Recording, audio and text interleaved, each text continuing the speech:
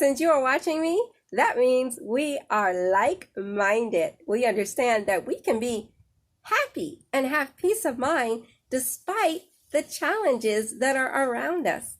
What I didn't know is that there are techniques out there that you can learn to do this in minutes. You can change an unwanted thought or an unwanted feeling.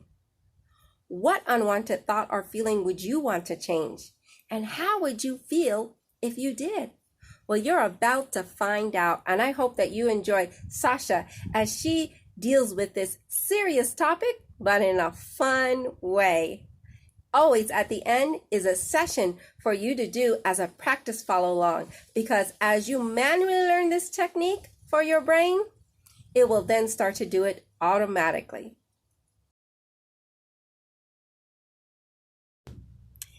Did you know you can change your mindset?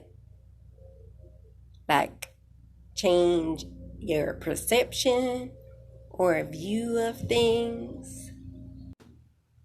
If your mindset is making you feel a way that you don't want to feel, then you want to change it.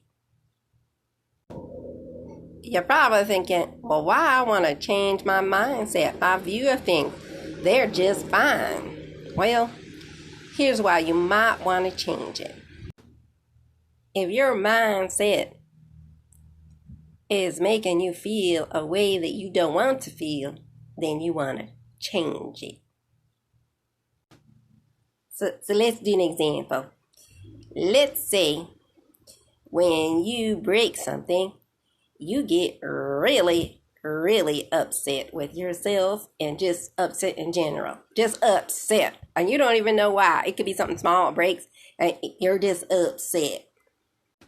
So your reaction can be from past experiences of maybe when you broke things, maybe when you were a child or something that you broke that really affected your life. And so you had this emotion come up. And so presently when something like that happens again, breaking something, your brain is picking up on that. Now for me, when I say something is broken, I mean it's broken and it can't be put back together. But I found out that some people say it's broken and it can be put back together. But their just reaction is, it's broken. And they get all upset. And then I come, I'm like, you just put it back like that. So if something is in your mind broken, but it's not really broken because it can be put back together, you might want to change that. So that your brain is not thinking something that just fell apart is broken. Because now that is why you are really upset. You want to change that. So that was just an example.